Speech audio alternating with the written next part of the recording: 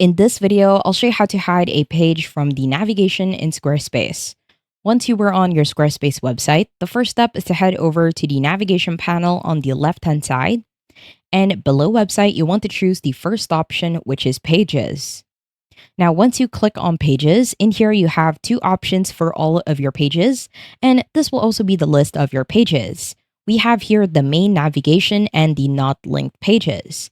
So on the main navigation, this just means that these are the pages that will be shown within the main navigation. As you can see, we have here home, about, and all prints. Now, let's say we want to hide the home page within the navigation. So what you just need to do is just simply hover your mouse on the page where you want to not show within the main navigation. You want to hold and drag it at the bottom to not linked.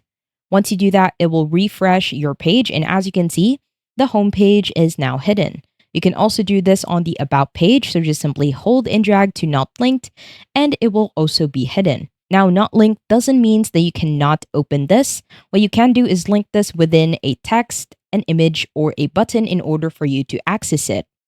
I hope you found this tutorial helpful. Please let me know if you have any other questions in the comment section below, and I will try my best to help you out.